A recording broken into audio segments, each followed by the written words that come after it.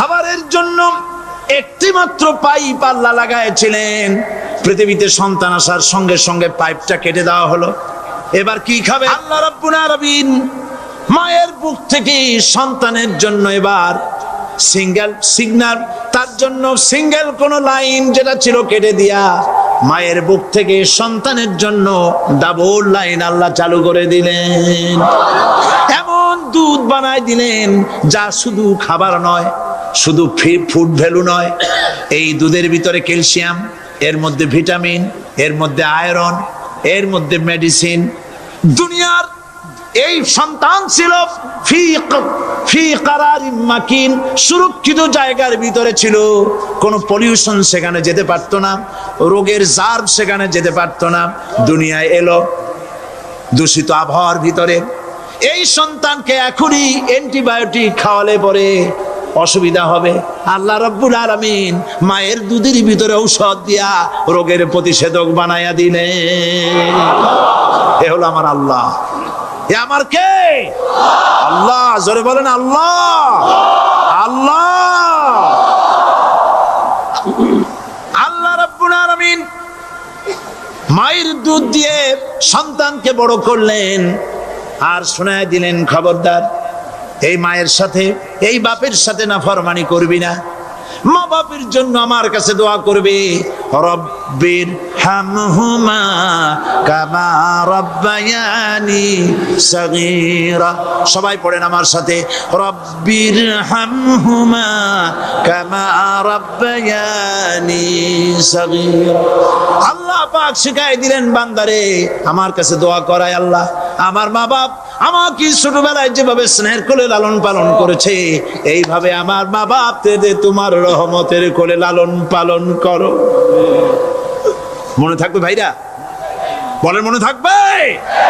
প্রত্যেক নামাজের পরে মা বাবার জন্য দোয়া করবেন, বেঁচে থাকুক আর মরে যাক, দোয়া করবেনই। মনে থাকবে?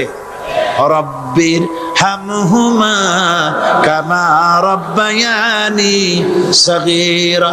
আবার পড়েন, রব্বির হামহুমা কামা রাব্বায়ানি সাগীরা। আল্লাহ পাক মায়ের মর্যাদা এত বাড়াইছেন। সাহাবী প্রশ্ন করেছে, ইয়া রাসূলুল্লাহ খেদমত করব কার? হুজুর বলেন তোমার মায়ের, তারপরে কার? তোমার মায়ের, তারপরে কার? তোমার মায়ের, তারপরে কার? তোমার পিতার। বাপের চাইতে মায়ের মর্যাদা আল্লাহ 3 গুণ বাড়াইয়া দিলেন, 3 গুণ বৃদ্ধি করে দিলেন। হাদিস শরীফে এসেছে, হযরত আবী হুরায়রা রাদিয়াল্লাহু তাআলা আনহু রাসূলের কাছে এসে রাতের বেলায় কাঁদতেছিলেন। হুজুর প্রশ্ন করলেন, আবু হুরায়রা কাঁদো কেন? হযরত আবু হুরায়রা বলছেন, হুজুর মা আমাকে মেরেছে। তিনি প্রশ্ন করলেন, আচ্ছা মা তোমারে মারলো কেন? তুমি কি কোনো বেয়াদবি করছো? তিনি বললেন না। তবে মারলো কেন?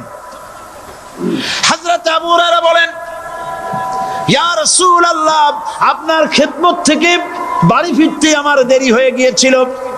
গভীর রাত্রে যখন বাড়ি গেছি, মা আমাকে প্রশ্ন করলেন, বাবা দেরি হলো কেন? কোথায় ছিলি? তাম পৃথিবীর মানুষ যেই কদম মোবারক চুমু দিতে পারলে ধন্য হয়ে যায়, সেই আখিরি জামানার পয়গম্বর নবী মুহাম্মদ রাসূলুল্লাহ সাল্লাল্লাহু আলাইহি সাল্লামের দরবার থেকে আসতে আমার দেরি হয়ে গেছে। ইয়া রাসূলুল্লাহ আমার মা আপনার নাম শুনে তার গা জ্বলে উঠলো। তিনি কাফের, মুশরিকা। আপনার নাম শুনে অগ্নি শর্মা হয়ে আমাকে ধরে পিটানো আরম্ভ করলেন আর বললেন, আবু হুরায়রা হয় মুহাম্মদ সাল্লাল্লাহু আলাইহি সাল্লামের বাড়ি ছাড়বি, নইলে আমার বাড়ি ছাড়বি, কি করবি বল? মার খেতে খেতে আমি বললাম, মা তোমার গায়ে যত শক্তি আছে আমারে মারো, তোমার বাড়ি শুদ্ধ, তাম দুনিয়াটা ছেড়ে দিতে পারি, মুহাম্মদ রাসূলুল্লাহর কদম মোবারক ছেড়ে দিতে পারি না। হুজুর আমার মা গলা ধাক্কা মেরে আমাকে বের করে দিয়েছেন। হুজুর বলছেন, আবু হুরায়রা মা তোমাকে মেরেছে আর আমার কাছে নালিশ করছো, আমি তোমার মায়ের কোনো বিচার করতে পারবো না। সুবহানাল্লাহ। এত বড় পাওয়ারফুল নবী, শানওয়ালা, ইজ্জতওয়ালি, বরকতওয়ালি, এত বড় নবী বলছেন মা মেরেছে, আমার করার কিচ্ছু নাই। সুবহানাল্লাহ। তোমার মা মুশরিকা হোক আর যাই হোক তোমার মা। সুবহানাল্লাহ বলেন। আমার বন্ধুগণ, হযরত আবু হুরায়রা বলেন, ইয়া রাসূলুল্লাহ, মায়ের বিরুদ্ধে কোনো অভিযোগ নিয়ে আমি আপনার কাছে আসি নাই। হুজুর বললেন, কেন আসছো বলো খুলে। আবু হুরায়রা বলেন, হুজুর আমি জানি আপনি আল্লাহর দরবারে যদি কোনো ব্যাপারে হাত তোলেন আল্লাহ মঞ্জুর করে ফেলেন। আপনি দয়া করে আমার মার জন্য দোয়া করেন, আল্লাহ যেন হেদায়েত দিয়ে দেন। আমার নবীজি দুখানে হাত উত্তোলন করলেন, বললেন, আল্লাহুম্মা ইহদিহুম্মা আবি হুরায়রা, আয় আল্লাহ আমি দোয়া করতেছি আবু হুরায়রার মাকে হেদায়েত নসিব করো। হুজুর হাত তুলে মোনাজাত করছেন, আবু হুরায়রা দৌড় দিলেন বাড়ির দিকে। কয়েকজন সাহাবী হযরত আবু হুরায়রার জামা টেনে ধরেছে, এই ভদ্রলোক দৌড়ায় কেন? এত শান্ত মানুষ, কখনো গরম হয়ে কারো সঙ্গে কথা বলে না, এই মানুষটা দৌড়ায় কেন? কোনো বিপদ হইল নাকি? জামা টেনে ধরে বলে, আবু হুরায়রা দৌড়াও কেন? হযরত আবু হুরায়রা বলেন, জামা ছেড়ে দাও, কোনো বিপদ আমার হয় নাই, আমি দৌড়াইয়া বাড়ি যাই দেখতে চাই। আমি দৌড়াইয়া আগে বাড়ি যেতে পারলাম না, আমার নবীর দোয়া আগে আমার বাড়ি চলে গেছে, আমি এটা দেখতে চাই। হযরত আবু হুরায়রা দৌড়াতে দৌড়াতে বাড়ি চলে গেছেন। দরজায় নক করলেন, ভেতর থেকে আওয়াজ এলো, কে? তিনি বললেন, আমি আবু হুরায়রা, মা দরজা খুলে দাও, আমি তোমার সন্তান। মা বললেন, বাবা অপেক্ষা করো, দরজা খুলতেছি। হযরত আবু হুরায়রা বলেন, মায়ের গলার আওয়াজের ভেতরে কুফরি কর্কশতা পেলাম না, মায়ের গলার আওয়াজের ভেতরে তাওহীদের নরমিয়াত পেলাম। আমার কাছে মনে হলো আমি আবু হুরায়রা বাড়ি আসার আগে নবীজির দোয়া আল্লাহর আরশে পৌঁছে গেছে। আবু হুরায়রা বলছেন, মা আমার কিছুক্ষণ পরে ঘরের থেকে বেরিয়ে এসেছেন, আমি দেখলাম মায়ের শরীর ভিজা, মাথার চুল দিয়া পানি টপকাচ্ছে। মা আমার বললেন, বাবারে তোমাকে মারার পর আমি নিদারুণ অনুশোচনায় পড়েছিলাম, মনে মনে ভাবলাম, আহারে আমার সন্তানরা আমি কেন মারলাম? সে তো কোনো খারাপ কাজ করে নাই, কোনো খারাপ জায়গায় যায় নাই, এত ভালো মানুষ যার সম্পর্কে লোকেরা খামোখাই মিথ্যা কথা বলে, এই ভালো মানুষটার কাছে গেছে, সেজন্য আমি মারলাম কেন? বাবা গো, আমি আমার ভুল বুঝতে পেরেছি, জীবনের ভুলও ধরা পড়েছে, আমাকে জলদি করে নিয়ে চলো বিশ্ব নবীর দরবারে। হযরত আবু হুরায়রার মা রাসূলুল্লাহর খেদমতে এসে ঘোষণা করলেন, আশহাদু আল্লা ইলাহা ইল্লাল্লাহু ওয়াহদাহু লা শারীকা লাহু ওয়া আশহাদু আন্না মুহাম্মাদান আবদুহু ওয়া রাসূলুহু। আমার ভাইরা, আল্লাহ রাব্বুল আলামিন মানুষ সৃষ্টি করে পৃথিবীতে পাঠায় দিলেন, খাবারের ইন্তজাম করলেন, এগুলি সব আল্লাহর পরিচয়। আল্লাহরে চেনার জন্য বড় বড় কিতাব ঘাটা লাগে না, কিসমতে যদি থাকে দুই একটা দৃষ্টান্ত যথেষ্ট হয়ে যায়। সুবহানাল্লাহ, সুবহানাল্লাহ, দুই একটা দৃষ্টান্ত যথেষ্ট। আল্লাহ পাক সমস্ত সৃষ্টি জগৎকে তৈরি করলেন, সৃষ্টি করলেন, আর তাদের খাদ্যের ব্যবস্থা করলেন। কে করেছেন খাদ্যের ব্যবস্থা? খাদ্য দেন আল্লাহ। কিন্তু অহংকারী যারা, তারা বলে দেশের বাম্পার ফলনের জন্য সমস্ত কৃতিত্ব সরকারের। বলেন আস্তাগফিরুল্লাহ, বলেন নাউজুবিল্লাহ। এদের একজন বলছিল, 3 বছর কিছু দিবার পারুম না, লোকেরা কয় আমরা না খাইয়ে থাকুম, আল্লাহ কয় আমিও দেহুম, কদ্দুর পারো না খাইয়ে থাকতে। ফসল কে দেন? জোরে বলেন, কে দেন? বাম্পার ফসলের ফলনের দাবি সরকার করতে পারে না, এটা কুফরি, এটা শিরক।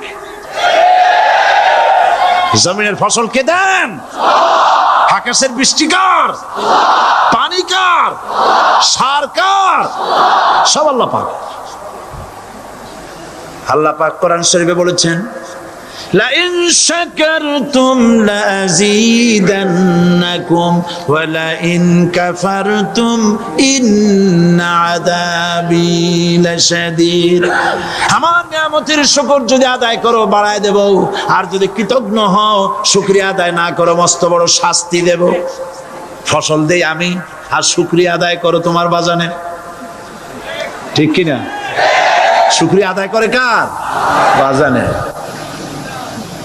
একটা লোকের, একটি মানুষের যেই প্রশংসা এই সরকার করলো বিগত 4.5 বছর ধরে, একটা মানুষের যত জিকির করলো প্রশংসা করলো ছবি টানাইলো, যদি এতটা জিকির এতটা স্মরণ আল্লাহ রাব্বুল আলামিনের করত, ওদের জন্য আল্লাহর জান্নাতের দরজা খোলা হয়ে যেত। প্রশংসা করবে কার? চিল্লায় বলুন আল্লাহ পাকের প্রশংসা করো। খেতে দেওয়ার মালিক তিনি। আল্লাহ পাক বলছেন আল্লাহকে, তার পরিচয় আল্লাহ তুলে ধরেছেন, ওয়ামা মিন দাব্বাতিন ফিল আরদি ইল্লা আলাল্লাহি রিজকুহা। এই পৃথিবীর ভিতরে এমন কোন বিচরণশীল জীব নাই যার রিস্কের দায়িত্ব আমি আল্লাহ গ্রহণ করি নাই। সুবহানাল্লাহ বলবেন না? রিস্কের দায়িত্ব কার হাতে? আচ্ছা দেখুন তো, পৃথিবীর সমস্ত সরকারের কাছে বিভিন্ন মন্ত্রণালয় আছে না? খাদ্য মন্ত্রণালয় বলে কোনো মন্ত্রণালয় আছে কিনা? আছে। খালি কয় খামু আর খামু। খাদ্য মন্ত্রণালয় আছে, থাকার পরেও মানুষ না খাইয়া মরে, ঠিক কিনা? এবার একটু তাকান তো, জ্ঞানের চক্ষু দিয়া তাকান। ফরেস্ট এরিয়া, বাঘ আছে কিনা? নাই। সিংহ আছে কিনা? গন্ডার আছে কিনা? হাতি আছে কিনা? বিশাল বিশাল প্রাণী আছে কিনা? জঙ্গলে ছোট্ট প্রাণী থেকে, পোকা থেকে শুরু করে গন্ডার পর্যন্ত, টুনটুনি পাখি দিয়ে শুরু করে ঈগল পাখি পর্যন্ত, নদীর ভিতরে ছোট্ট চুনো পুঁটি থেকে শুরু করে তিমি মাছ পর্যন্ত। প্রাণী তত্ত্ববিদরা বলেছেন সমুদ্রের ভিতরে এমন এমন বড় বড় তিমি আছে যে একটা তিমির ওজন 5000 টন পর্যন্ত হয়ে যায়। 5000 টন তিমিটার ওজন। এর যখন বাচ্চা হয় তখন বাচ্চার দৈনিক দুধ লাগে 50 থেকে 60 মণ পর্যন্ত। কে ব্যবস্থা করে? রুহান মান ফেরেশতা। তো ওর মা যেমন বাচ্চা তো সেরকম হবে, ঠিক কিনা? কে দেয় খাবার? এবার দেখেন তো, আপনার দেশের এই জঙ্গলে কত হাতি আছে। হাতিরা মিছিল করে আসছে যে আল্লাহ আমাদের এখন আর খাইতে টাইতে দিতে পারে না, বাংলাদেশের গভর্নমেন্ট কিছু দাও। আসছে না, খাইয়া ক্ষুধার জ্বালায় হাতি মরেছে, বাঘ মরেছে, সিংহ মরেছে। এর কোনো দৃষ্টান্ত আছে? ক্ষুধার জ্বালায় আকাশের উড়ন্ত পাখিরা ছটফট করে মারা গেছে, দৃষ্টান্ত আছে? নদীর মাছেরা ক্ষুধার জ্বালায় ভেসে উঠেছে, না খাইয়া মরে গেছে, দৃষ্টান্ত আছে? মহান আল্লাহ রাব্বুল আলামিন কোরআন শরীফের ভিতরে বলেছেন অনেক প্রাণী এমন আছে যারা তাদের খাদ্যকে সঞ্চয় করে না, খাদ্যকে জমা করে না, আহরণ করে না। সকাল বেলায় একটা খাবার খেলো, দুপুরে কি খাবে তার জানা নাই। শকুন পৃথিবীর মাটি থেকে 3 মাইল উপরে ওড়ে, তার চোখকে আল্লাহ পাক এত তীক্ষ্ণ বানিয়ে দিয়েছেন। এই চট্টগ্রামের কোথায় মরা গরু আছে 3 মাইল উপর দিয়ে দেখতে পায়? সুবহানাল্লাহ করতে ইচ্ছা করে না। এই প্রাণীগুলি খাবারগুলি কোনো গভর্নমেন্ট জোগাড় করে রাখে নাই। আল্লাহ পাক বলেন সবার খাবার আমি দেই। সকাল বেলায় সমস্ত প্রাণীগুলি, মহাশূন্যে পাখি, পানির ভিতরে মৎস্যরাজি, জঙ্গলের ভিতরে হিংস্র প্রাণী, পোকামাকড় থেকে শুরু করে সবগুলো খালি পেটে সব বেরিয়ে যায়, কারো কোনো খাবারের মজুদ নাই। সন্ধ্যা হতে না হতে সমস্ত প্রাণীগুলির পেট ভরাইয়া আমি আবার যার যার ঘরে বেরায় দেই। ওয়ামা মিন দাব্বাতিন ফিল আরদি ইল্লা আলাল্লাহি রিজকুহা। সমস্ত প্রাণীর রিজকের দায়িত্ব আমি আল্লাহর হাতে। কে দেয় রিজেক? জোরে বলুন, কে দেন? আল্লাহ পাক। কি খাবেন সব আল্লাহ জোগাড় করে দিয়েছেন। তরি তরকারি জোগাড় করেছেন, মাছ জোগাড় করেছেন, চাউল দিয়েছেন, খাবার দিয়েছেন, গোশ দিয়েছেন, সব দিয়ে দিয়েছেন। আল্লাহ রাব্বুল আলামিন সমস্ত জিনিস দিয়ে মানুষকে আল্লাহ পাক তার জন্য আল্লাহ সব করেছেন। খালাকালাকুম মা ফিল আরদি জামিআ। এই পৃথিবীতে যা তৈরি করেছে সব তোমার জন্য। এ হচ্ছে আমার আল্লাহ। এ হচ্ছে আমার কে? আল্লাহ। সে আল্লাহ পাক বলছেন, আল্লাহর পরিচয়, তিনি স্রষ্টা, তিনি রিজেক দাতা। এবার আইনদাতা কে? আইনদাতা কে? আরো জোরে বলুন। আইনদাতা আল্লাহ হচ্ছে আল্লাহর পরিচয়। ইনিল হুকমু ইল্লা লিল্লাহ আলা লাহুল খালকু ওয়াল আমর। সৃষ্টি যার, আইন চলবে তার। আমার দেশে আল্লাহর আইন চলছে? আমাদের দেশের কল কারখানা, ক্ষেত খামার, অফিস আদালত আল্লাহর আইন অনুযায়ী চলে? চলে না। বরং আল্লাহর আইনকে মুছে ফেলার জন্য, নিজেদের আইন সৃষ্টি করার জন্য প্রচেষ্টা চালানো হচ্ছে। আল্লাহর আইন মানুষের জন্য সব থেকে বেশি উপযোগী, কারণ সৃষ্টি করেছেন কে? বলেন, কে করেছেন? আল্লাহ। প্রত্যেকটি মেশিন আপনি যা কিনবেন, রেডিও হোক, টিভি হোক, যে কোনো যন্ত্র হোক, গাড়ি হোক, তার সাথে একটা লিটারেচার, একটা বই তার সঙ্গে দিয়ে দেওয়া হয়। ওই বইয়ের মধ্যে লেখা থাকে এটা কিভাবে চালানো হবে, অপারেট করা হবে, তার সিস্টেম লেখা থাকে। আপনার ইচ্ছা মতো চালাইলে হবে না। এই মানব গোষ্ঠীকে সৃষ্টি করেছেন। এখন আপনি যদি আপনার আইন মতো চালান, তা কি চলবে? চলবে না। আপনি আপনার আইন মতো চালাচ্ছেন, ভালোভাবে চলতেছে? চলতেছে না। স্বরাষ্ট্রমন্ত্রী বলতেছেন সন্ত্রাসীদেরকে মাটির তলা থেকে খুঁজে বের করা হবে, কিন্তু নাকের উপর দিয়ে ব্রিফকেস চুরি হয়ে যায়, উনি তা ধরতে পারেন না। এই হলো আইন। অনাবরত খুন হচ্ছে, অনাবরত সন্ত্রাসী তৎপরতা চলছে। আর ওনারা বলছেন আগের থেকে এগুলি চলে আসছে, একজনের খুনের বিচার না হইলে এরকম খুন তো হইতেই থাকবে। তাহলে খুনকে, হত্যাকে, সন্ত্রাসকে সরকার জাস্টিফাইড করছেন। নাউজুবিল্লাহি মিন যালিক। এই জন্য আইন হতে হবে আল্লাহর। আইন হতে হবে কার? চিল্লায় বলেন, আল্লাহ পাকের আইন হতে হবে। আমি একদিন পার্লামেন্টে বলেছিলাম, আমার দেশের নেতা নেত্রীরা বারবার হজ করতে যান, উমরা করতে যান, সেখান থেকে আসার সময় কি আনেন? আতর, পাথর, সুরমা আর খুরমা, এই কিছু নিয়ে আসলেন। কিন্তু আমি বলেছি, আপনারা কি কিছু চোখে দেখেন না? পার্লামেন্টে এইভাবে বক্তৃতা করেছে, কিছু চোখে দেখেন না? আমি প্রশ্ন করে আমি আবার জবাব দিচ্ছি, আপনারা যারা হজ করতে যান, উমরা করতে যান, হজের কথাই ধরি, এই হজ করতে যখন যান তখন মুজদালিফায় একটা রাত কাটাইতে হয়। সেটা কোন দিন? ইয়ৌমে আরাফার পরের দিন।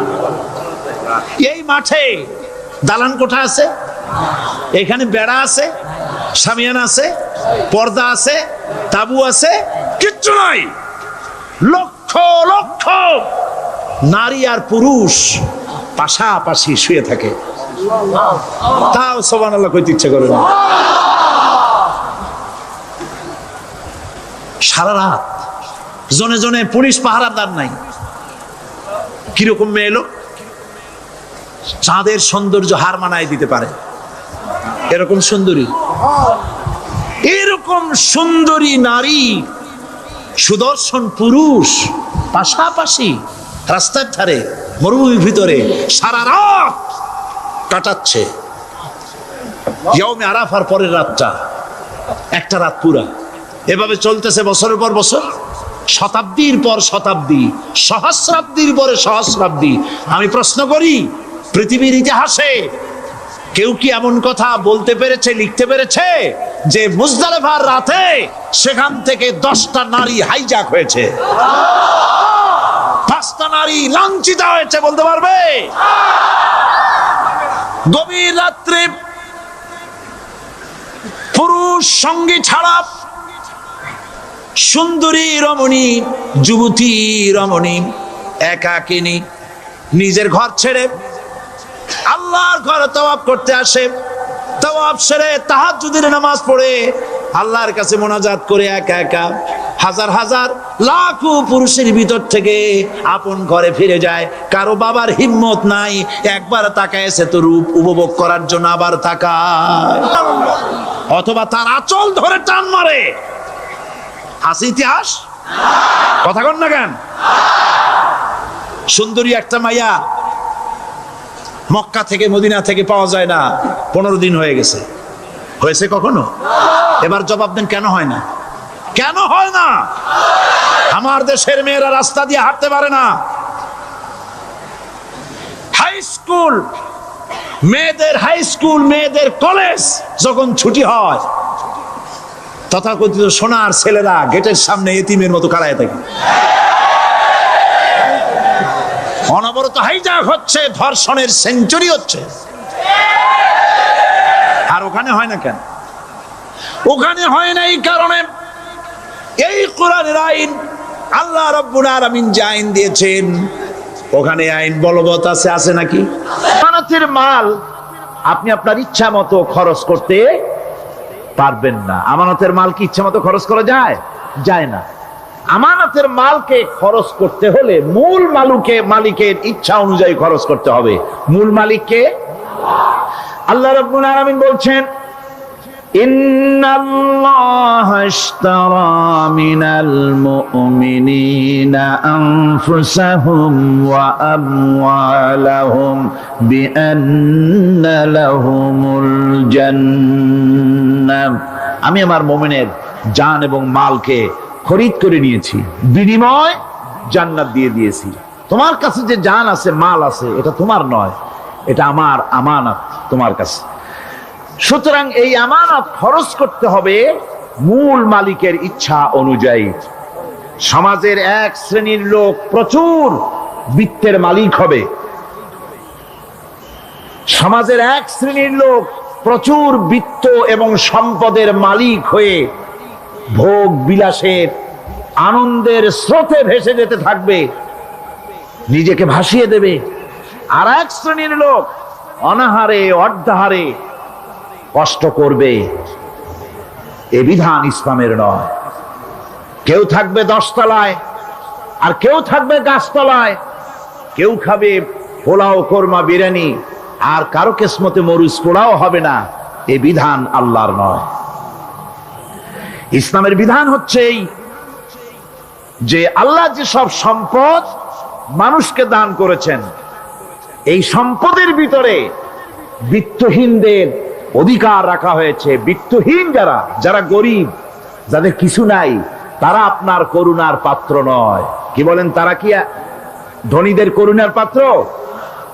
কোরআনে কারিমে আল্লাহ বলেন, ওয়াল্লাযীনা ফী আমওয়ালিহিম হাক্কুল লিসসাইলি ওয়াল মাহরুম।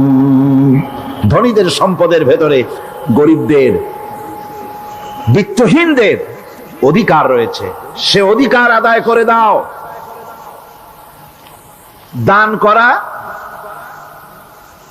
এমনি দিয়ে দেওয়া এক জিনিস। গরিবদেরকে, বিত্তহীনদেরকে ইসলাম করুণার পাত্র বানায় নাই, বলেছে অধিকার। অধিকারটা বড় মজবুত কথা, এই কথার লোড আছে, ওয়েট আছে। আপনার আমার সম্পদের, অর্থাৎ যাদের বিত্ত আছে, বিত্ত সম্পদওয়ালা সম্পদশালী লোকেদের সম্পদের ভেতরে গরিবদের অধিকার রয়ে গেছে। সে অধিকার আদায় করতে হবে।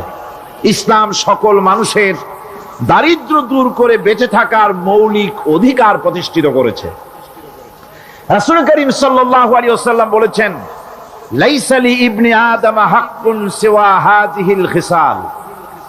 বাইতুন ইয়াসকুনুহু ওয়া সাওবুন ইউআরি আওরাতাহু ওয়া জালফাল খুবজি ওয়াল মা, আখরাজাহু তিরমিজি।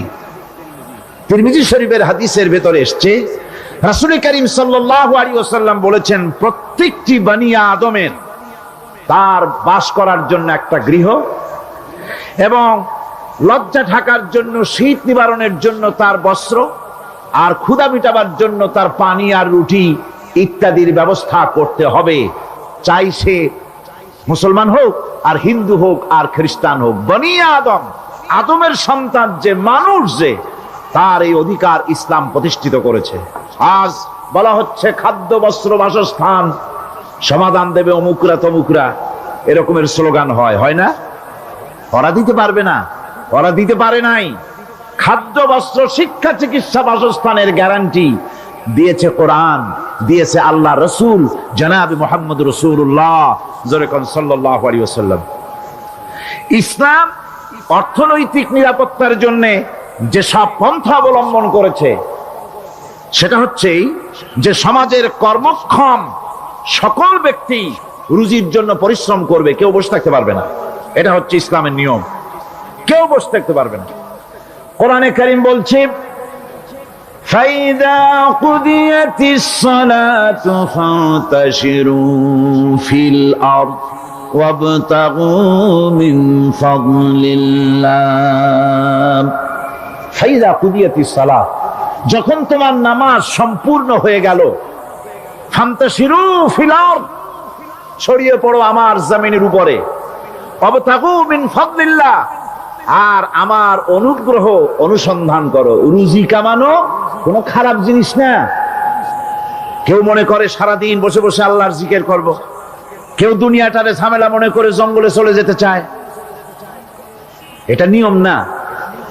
আপনি বসে থাকতে পারবেন না, আপনাকে কাজ করতে হবে। রুজি কামাই করাটাকে কোরআনে কারিমে এতটা সম্মান দিয়েছে, যেটাকে ফদলুল্লাহ বলা হয়েছে। ফদলুল্লাহ, এটা আল্লাহর অনুগ্রহ। সুবহানাল্লাহ বলেন। এটাকে ফদলুল্লাহ বলা হয়েছে, এটা জিনাতুল্লাহ বলা হয়েছে। আপনি যে কাপড় চোপড় ব্যবহার করেন, এই কাপড় চোপড়ের ব্যাপারে আল্লাহ পাক প্রশংসা করেছেন। কাপড় চোপড় সুন্দর কাজ করার জন্য বলা হয়েছে। রাসূল করিম সাল্লাল্লাহু আলাইহি ওয়াসাল্লাম বলেছেন, ইজা সাল্লাইতুমুল ফাজরা ফালা তানুমু আন তালবি আরযাকিকুম। ফজরের নামাজ পড়া হয়ে গেছে, ঘুমায়ও না। আমাদের একটা আম অভ্যাস হয়ে গেছে ফজরের নামাজ পড়ে ঘুমানো। হাদিস শরীফে বলা হচ্ছে, ফজরের নামাজ পড়া হয়ে গেছে, ঘুমায়ও না। রুজি তালাশ করো, রিজিক তালাশ করো, নিজের সাহায্য করো, অন্যকে সাহায্য করো, নিজের সংসারের জন্য কাজ করো, অন্যের জন্যও করো। হালাল ভাবে রুজি কামাই করে বউকে একটা ব্লাউজ কিনে দিয়েছেন, একটা শাড়ি কিনে দিয়েছেন, বাচ্চাকে ক্লাসের বই কিনে দিয়েছেন, বাজার থেকে মাছ তরিতরকারি কিনে। অক্ষম ব্যক্তিদেরকে সহযোগিতা করবে, যারা নাকি উপার্জন করতে পারে না, ওই জাতীয় লোকদেরকে তারা সহযোগিতা করবে। ওয়াকফুলু গানিয়ুহুম ফাকিরাহুম, সেই সমাজের যারা নাকি সামর্থ্যবান, তারা রোজগার করবে এবং গরিবদেরকে সহযোগিতা করবে। আল্লাহর নবী বলেছেন, সে ব্যক্তি মুমিন নয়, সে ব্যক্তি মুমিন নয়, সেই ব্যক্তি মুমিন নয়। সাহাবায়ে কিরাম হতচকিত হয়ে উঠলেন, প্রশ্ন করলেন, নবীজি কোন ব্যক্তি মুমিন নয়?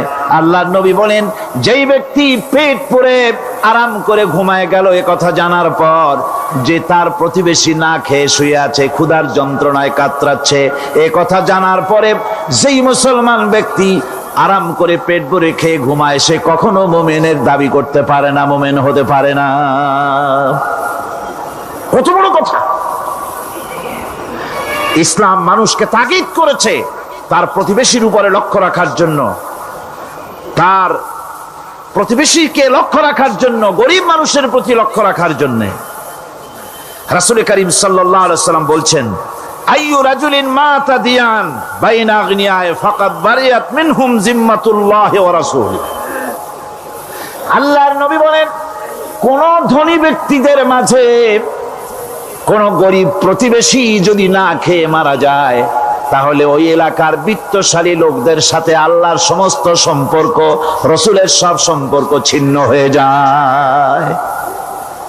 কে বলতে পেরেছে এত বড় কথা? মানুষের অর্থনৈতিক নিরাপত্তার জন্য কত বড় কথা বলেছে ইসলাম, বলেছে বিশ্বনবী জনাবে মুহাম্মদ রাসূলুল্লাহ সাল্লাল্লাহু আলাইহি ওয়াসাল্লাম। আল্লাহ রাব্বুল আলামিন বলেন, ধনীদের হাতেই যেন সম্পদগুলি পুঞ্জীভূত হয়ে না যায়, কাইলা ইয়াকুনা দুলাতাম বাইনাল আগনিয়াই মিনকুম, তোমাদের ধনীদের হাতে যেন সম্পদগুলি, সমাজের সম্পদগুলি যেন পুঞ্জীভূত না হয়, সেগুলি বরং ছড়িয়ে আস্তে করে যেন সমস্ত গরিব যেন সাধারণের কাছে যেতে পারে, সে ব্যবস্থা করতে হবে। যাকাত প্রদানের মাধ্যমে ধনীদের কাছ থেকে নিয়ে গরিবদেরকে দিয়ে দিতে হবে। আর বুখারী শরীফের সারা ফাথুল বারীতে হাফেজ ইবনে হাজার আসকালানী রাহিমাহুল্লাহ তিনি বলেছেন, যাকাত যদি ধনীরা না দেয়, যদি কেউ দিতে বাধা দেয়, ফামানিমতানা উখিযাত বিহি কাহরান, যদি যাকাত না দেয় জবরদস্তি করে যাকাত আদায় করে নিবে গভর্নমেন্ট, যাকাত দিতেই হবে। মুনকিরিনে যাকাত, যারা যাকাত দিতে অস্বীকার করেছিল, হযরতে সিদ্দিক আকবর, হযরতে আবু বকর সিদ্দিক রাদিয়াল্লাহু তাআলা আনহু, তিনি তাদের সম্পর্কে বলেছিলেন, ওয়াল্লাহি লাউ কাতিলান্না মান ফাররাকা বাইনাস সালাতি ওয়াজ যাকাত, অবশ্যই আমি ওই সম্প্রদায়ের লোকের বিরুদ্ধে যুদ্ধ ঘোষণা করব যারা নামাজ আর যাকাতের মধ্যে পার্থক্য সূচিত করবে। যারা নামাজ তো পড়বে কিন্তু যাকাত দিবে না সরকারের কাছে, যাকাত আদায় করবে না, তাদের বিরুদ্ধে যুদ্ধ ঘোষণা করব। ইসলামী সরকার যদি প্রতিষ্ঠিত হয় তাহলে এই যাকাত আদায় করা হবে। যাকাত কেউ নিয়ে বসে থাকতে পারবে না, যাকাত আদায় করা হবে। আমাদের দেশে নিয়ম মাফিক যদি যাকাত আদায় করা হতো, এই দেশ যদি ইসলামী গভর্নমেন্ট হতো, আল্লাহ যেন দয়া করে দেন, কন্যা আমিন। আল্লাহ পাক যদি দয়া করে দেশটারে ইসলামী রাষ্ট্র বানায় দেন, তাহলে যাকাত তো আদায় করে নেওয়া হবে, যাকাত দিতে আপনি বাধ্য, গরিব মানুষ থাকবে না। এখনো বাংলাদেশে নিয়ম মাফিক যদি যাকাত আদায় করা হয়, নিয়ম মাফিক মানে সোনার যাকাত, রূপার যাকাত, নগদ ক্যাশের যাকাত, ফসলের ওষুধ, সঠিকভাবে যদি আদায় করা হয় তো একেবারে কম করে হলেও 1000 কোটি টাকা যাকাতের টাকা কালেকশন হতে পারে।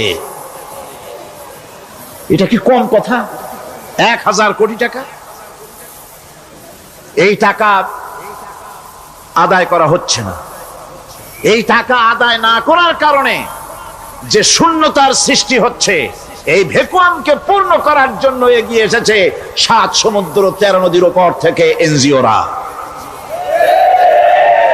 এনজিওরা এসে আমাদের দেশে, সব এনজিও খারাপ আমি তা বলি না, বহু এনজিও আছে যারা এদেশের উন্নয়নের, আর্থসামাজিক উন্নয়নের জন্য তারা প্রচেষ্টা করছে, রাস্তাঘাট, স্কুল কলেজ, চিকিৎসা ইত্যাদির দিকে কাজ করছে। যতগুলি এনজিও আমাদের দেশে আছে তার ভিতরে 52টা এনজিও গোনা বাছা যারা ইসলামের প্রকাশ্য দুশমন, আর এর শীর্ষ স্থানে আছে ব্রাক। এই এনজিও গুলি তারা আমাদের দেশে এসে সুদি কারবার শুরু করেছে, পরিপূর্ণভাবে সুদের কারবার। ব্যাংকের থেকে যদি আপনি লোন নেন তাহলে 15 or 17% ইন্টারেস্ট দিতে হবে, আর ওদের কাছ থেকে যে সুদ, যে টাকা নেওয়া হয় সেই টাকায় গ্রামীণ ব্যাংক থেকে শুরু করে ব্রাক বলেন, কারিতাস বলেন, অক্সফাম বলেন, অ্যাডাপ বলেন, যেগুলি আছে এগুলি সুদ নেয় 30 থেকে 34% পর্যন্ত। গোটা জাতিকে গ্রাম পর্যায়ে তারা সুদের নিবিড় চাষ করতেছে, ঘরে ঘরে সুদ পৌঁছে দিয়েছে, মুসলমান নারীদেরকে বেহুরমতি করেছে, ইসলামের ঐতিহ্য ধ্বংস করতেছে, নারীদেরকে বিপর্দা করতেছে, আমার দেশের ফ্যামিলি স্ট্রাকচারকে এনজিওরা ধ্বংস করে দিচ্ছে।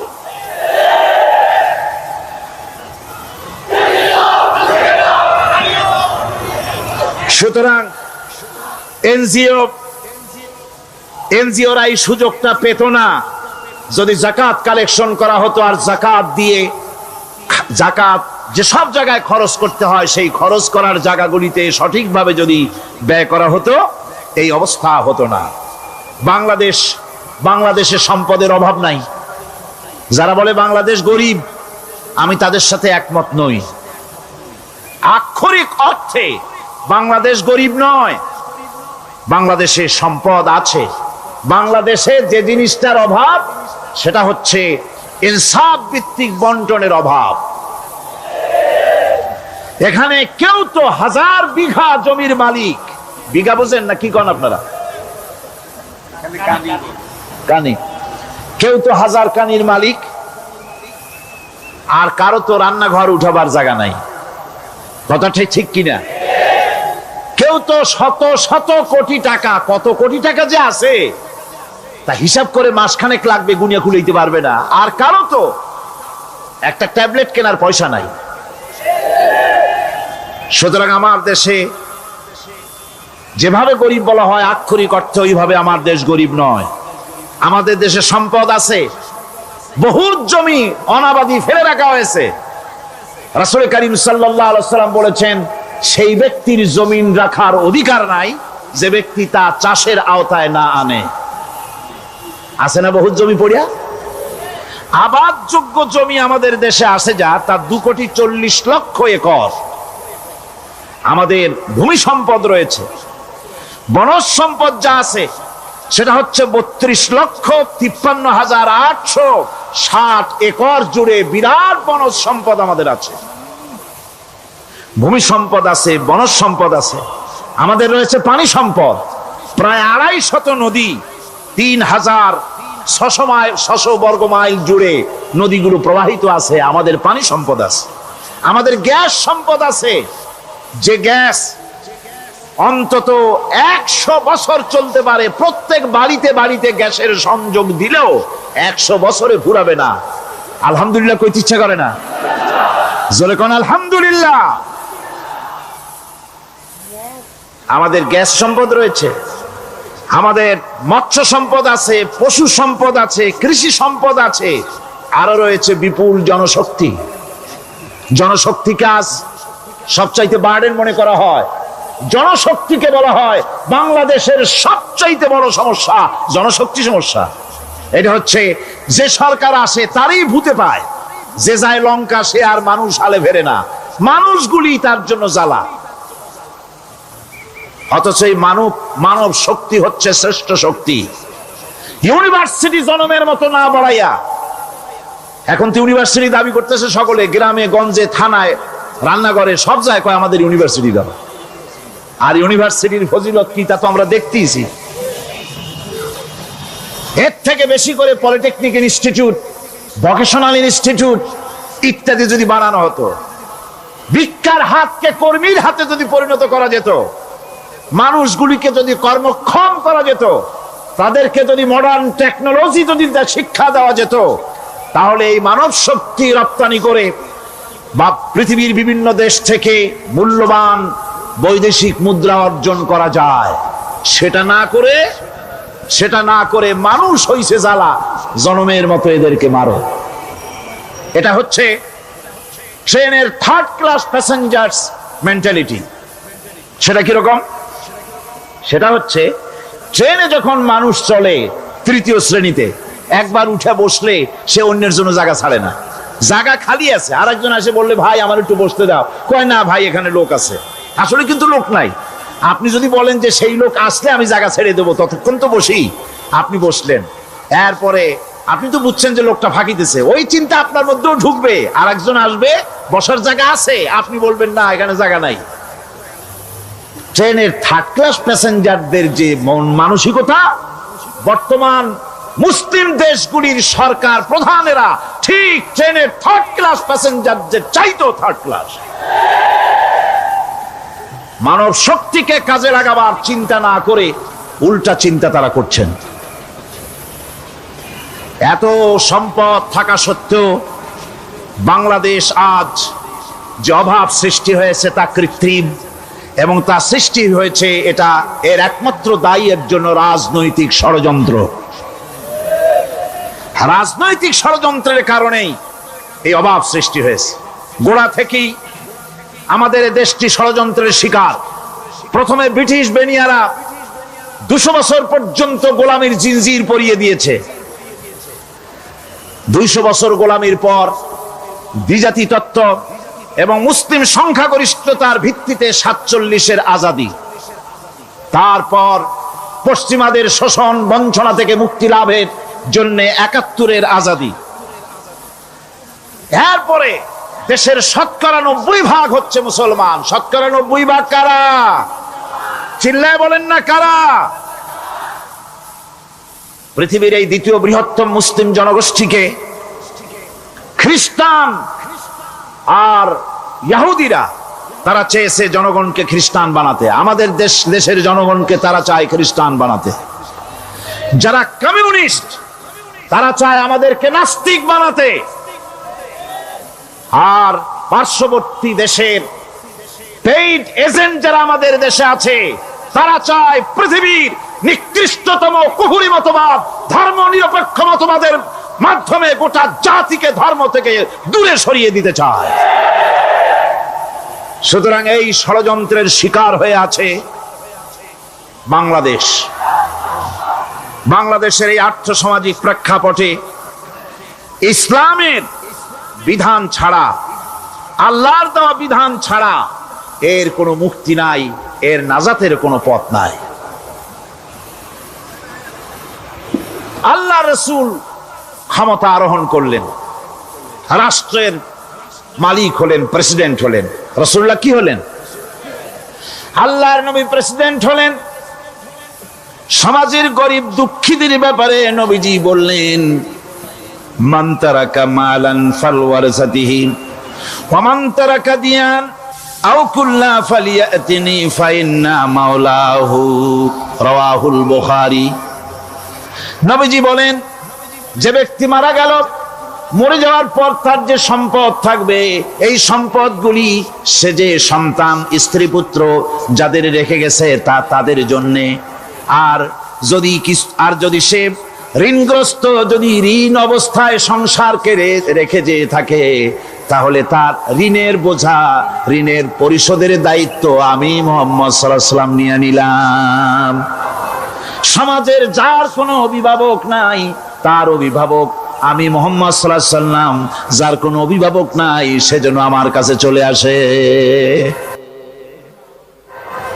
ইসলামী রাষ্ট্র এই বিধান পেশ করেছে। এর চাইতে সুন্দরতম বিধান পৃথিবীতে আর কেউ দিতে পারে নাই। সেজন্য সেই সমাজে চুরি বন্ধ হয়েছে, ডাকাতি বন্ধ হয়েছে, জেনা বন্ধ হয়েছে, সব বন্ধ হয়ে গিয়ে সুন্দর একটি সমাজ প্রতিষ্ঠিত হয়েছিল।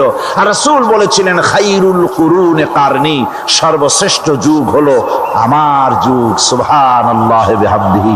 মানুষ দরজা খুলে ঘুমায়েছে, কারো ক্ষুধার কষ্ট নাই, পড়ার কষ্ট নাই, খাবারের চিন্তা নাই, চুরি ডাকাতির ভয় নাই, ভয় মুক্ত। ওই যে গতকাল বলেছিলাম, যেমন একটা সমাজ আসবে, খাব্বাব চিন্তা করো না, আমি কসম করছি এমন একটা সমাজ প্রতিষ্ঠিত হবে যেই সমাজে চুরি ডাকাতি জেনা ব্যভিচার হত্যা ধর্ষণ কোনো ভয় থাকবে না। লা ইয়াখাফু ইল্লাল্লাহ, আল্লাহ ছাড়া কারো কোনো ভয়, মনের ভিতরে ভয় থাকবে না। ওয়ালাকিন্নাকুম তাস্তাজিলুন, তোমরা বড্ড তাড়াহুড়ো করতেছো, বেসবর হচ্ছ, সবর করো, তাড়াহুড়ো করো না। এমন সমাজ আসবে। রাসূলুল্লাহ এরকম একটা সমাজ গোটা পৃথিবীবাসীকে উপহার দিতে পেরেছিলেন না পারেন নাই? পেরেছিলেন কিনা? সেই কথাই আল্লাহ রাব্বুল আলামিনের কথার সঙ্গে বার মিলান।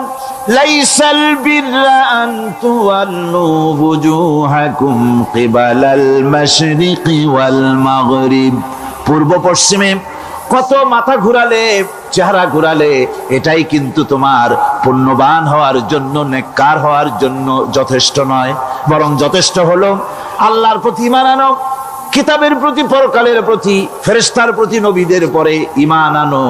আর আল্লাহর মহব্বতে, আল্লাহর প্রেমে উদ্বুদ্ধ হয়ে আর একটা বড় কাজ করো, সেটা হলো ওয়াতাল মালা আলা হুব্বিহি যাবিল কুরবা ওয়াল ইয়াতামা ওয়াল মাসাকিন ওয়াবনাস সাবিল ওয়াস-সাইলিনা ওয়া ফির রিকাবি ওয়া কামাস সালাতা ওয়া আতাজ যাকাত ওয়াল মুফুনা বিআহদিহিম ইযা আহাদু والصابرين في البأساء والضراء وحين البأس أولئك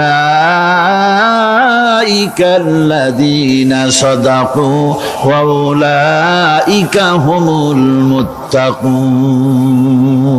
আরেকটি গুরুত্বপূর্ণ কাজ করতে হবে আল্লাহ পরকালে বিশ্বাস করার সাথে সাথে, সেটা হলো এই, তোমাদের জানের মতো প্রিয় ধন এবং সম্পদকে আল্লাহর মহব্বতে খরচ করতে হবে। সেজদা দিয়ে কপালে দাগ লাগাইছো কিন্তু প্রতিবেশীকে সাহায্য করো নাই, গরিবদেরকে দাও নাই, এতিমকে দাও নাই, বোনকে ঠকাইছো, মেয়েকে ঠকিয়েছো, তোমার ওই সেজদায় কিয়ামতে কাজ দিবে না। প্রকৃতপক্ষের নেককার পুণ্যবান হওয়ার জন্য গরিব জনসাধারণকে সহযোগিতা করতে হবে। এরপরে মাঝখান থেকে যেটা বাদ দিয়েছিলাম, বলেছিলাম নামাজ এবং যাকাত।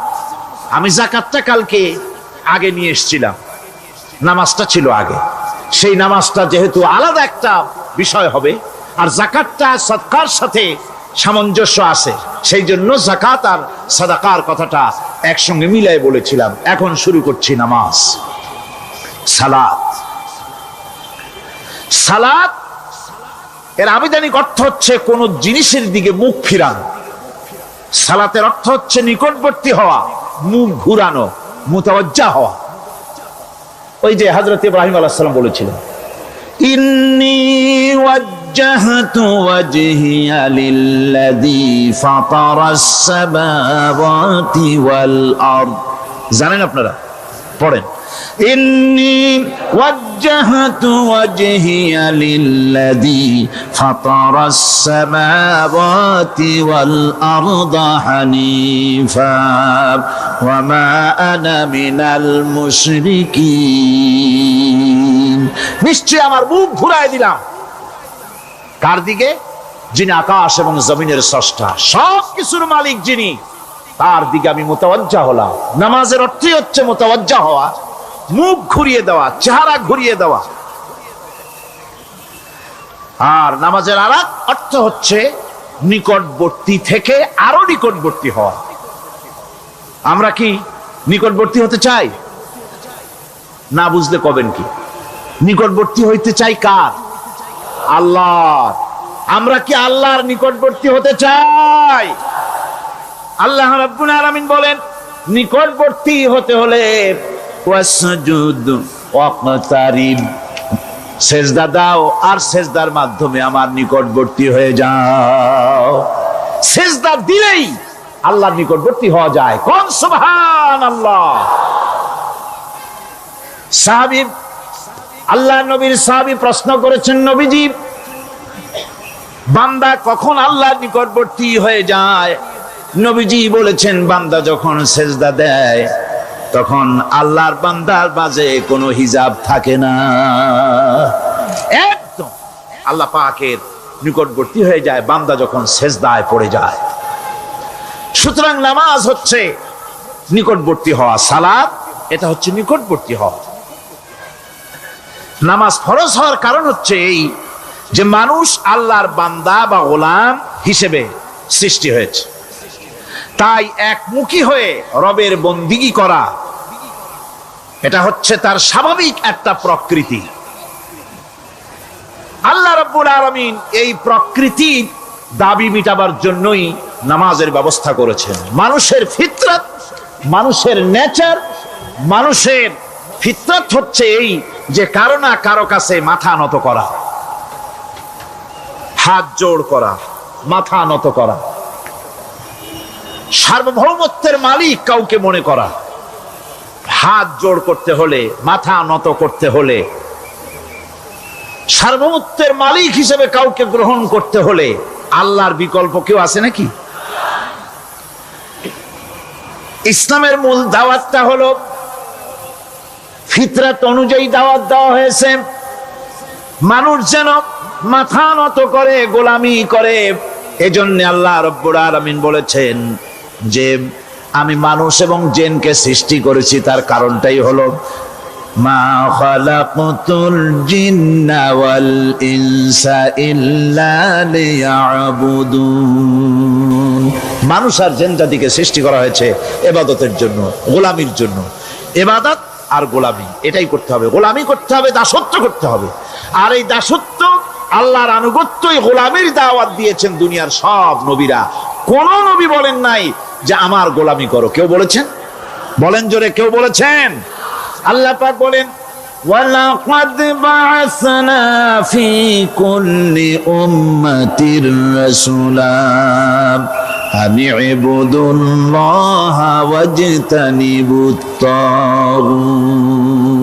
প্রত্যেক জাতির জন্য আমি রাসূল প্রেরণ করেছি, তারা মানুষকে দাওয়াত দিয়েছেন এই কথা বলে যে এক আল্লাহর গোলামি করো, তিনি ছাড়া কোনো ইলাহ নাই, আইনদাতা নাই, বিধানদাতা নাই, তার গোলামি, তার সামনে মাথা নত করে দাও। আর প্রত্যেক নবীর যুগেই নামাজ রোজা শরীয়তের মধ্যে ছিল। নামাজ রোজা কম বেশি প্রত্যেক নবীর জামানাই আল্লাহ পাক এটাকে বাধ্যতামূলক করেছিলেন। নামাজ রোজা যাকাত সব নবীদের জন্য বাধ্যতামূলক ছিল, তার উম্মতের জন্য বাধ্যতামূলক ছিল।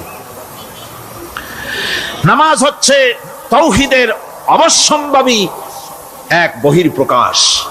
তাওহীদের জন্য তাওহীদবাদী মানুষ যারা, তাদেরকে নামাজ আদায় করতেই হবে। আকীদা বিশ্বাসের দিক থেকে তাওহীদ যদি হয় পুরা দ্বীনের মূল উৎস, তাহলে আমলের দিক থেকে নামাজ হচ্ছে পুরা দ্বীনের মূল ভিত্তি। নামাজ হচ্ছে আমলের মূল ভিত্তি, এর বাস্তবায়ন ছাড়া দ্বীন পূর্ণ হয় না। নামাজ মুমিনের কেবলমাত্র একটি উত্তম আমলই নয়, বরং নামাজ হচ্ছে ঈমানের মূল ভিত্তি। যার কাছে নামাজ নাই তার কাছে কিছুই নেই। রাসূল করিম সাল্লাল্লাহু আলাইহি ওয়াসাল্লাম বলেছেন যে নামাজ যে ব্যক্তি পড়ে না, আল্লাহ পাকের সাথে তার কোনো সম্পর্ক বাকি থাকে না। সুতরাং এই নামাজটা হচ্ছে এই যে একমাত্র একাগ্র চিত্তে আদবের সাথে আল্লাহর সামনে রুজু হয়ে যাওয়া। কোরআনে কারীম বলছি মুনিবিনা ইলাইহি ওয়াত্তাকুহু ওয়াকিমুস সালাতা ওয়া লা তাকুনু মিনাল মুশরিকিন। তোমরা আল্লাহর দিকে রুজু হয়ে যাও এবং তাকে ভয় করে অন্যায় কাজ থেকে বিরত থাকো, আর নামাজ কায়েম করো, মুশরিকদের অন্তর্ভুক্ত হয়ে যেও না। নামাজ কায়েম করা, নামাজের আদেশ কোরআনে কারীমের মধ্যে আল্লাহ পাক বহু জায়গায় করেছেন। ঈমানের পর নামাজই হচ্ছে সবচেয়ে বড় জরুরি। একজন মানুষ ঈমান আনলো, যেমন কালকে একজন ঈমান এনেছে, ঈমান আনার সাথে সাথে তার প্রথম কাজ কি বলুন? বলেন প্রথম কাজ কি? ফজরের নামাজের আগে একজন ইসলাম কবুল করলেন, তার প্রথম দায়িত্ব নামাজকে আদায় করে দেওয়া, ফজরের নামাজ পড়া। জোহরের আগেই কেউ ঈমান আনলো, তার প্রথম দায়িত্ব জোহরের নামাজ আদায় করা। আসরের নামাজের আগে ঈমান এনেছে, তার প্রথম দায়িত্ব হলো আসরের নামাজ আদায় করা। তার মানে হলো ঈমান আনার পর একজন ঈমানদারের প্রথম দায়িত্ব হচ্ছে নামাজ। গুরুত্বপূর্ণ বিষয়, খুব ভালো করে শুনতে হবে, ইয়াদ রাখতে হবে প্রত্যেকটি মুসলমানের। এই নামাজ কি জিনিস, কেমনে আদায় করতে হবে, আদায় না করলে কি হবে, গুরুত্বপূর্ণ এই কথাগুলি প্রত্যেকের স্মরণ রাখতে হবে। হযরত মূসা আলাইহিস সালামকে আল্লাহ রাব্বুল আলামিন ওহী প্রদান করলেন। যেদিন ওহী দিলেন, ওহী দিয়ে সেই মুহূর্তে আল্লাহ পাক তাকে শোনালেন, ইন্নানি আনাল্লাহ লা ইলাহা ইল্লা আনা ফা'বুদনি ওয়াকিমিস সালাতা লিযিকরি। নিশ্চয়ই আমি আল্লাহ, আমি ছাড়া কোনো ইলাহ নাই, আমার গোলামি করো, আমার দাসত্ব করো, আর আমার শরণার্থে নামাজ কায়েম করো। নামাজ নামাজ। নামাজ কায়েম করতে হবে, এটাই হচ্ছে ইমানের সবচেয়ে বড় দাবি। অন্যত্র আল্লাহ পাক বলছেন, কুল ইন্না হুদাল্লাহি হুয়াল হুদা ওয়া উমিরনা লিনুসলিমা লিরাব্বিল আলামিন। হে নবী বলুন, প্রকৃতপক্ষে আল্লাহর হেদায়েত হচ্ছে সঠিক হেদায়েত। সত্যিকারের হেদায়েত কার হেদায়েত? আল্লাহ পাকের হেদায়েত। এবং তার পক্ষ থেকে নির্দেশ করা হয়েছে যে সারা জাহানের মালিকের সামনে মাথা নত করে দাও। মাথা নত করবেন কার কাছে? আল্লাহ পাকের কাছে। ওয়া আনাকিমুস সালাতা ওয়াত্তাকুহু ওয়া হুয়াল্লাযী ইলাইহি তুহশারুন। আর নামাজ প্রতিষ্ঠা করো, আল্লাহ রাব্বুল আলামিনের ভয়তে সমস্ত অপরাধমূলক কাজ থেকে, অসামাজিক কার্যকলাপ থেকে বিরত থাকেও। আর একদিন মনে রেখো, তোমাদের সকলকেই আল্লাহ রাব্বুল আলামিনের দরবারে উপস্থিত হতে হবে। নামাজ ইমান থাকা না থাকার প্রমাণ। ইমান আছে কি ইমান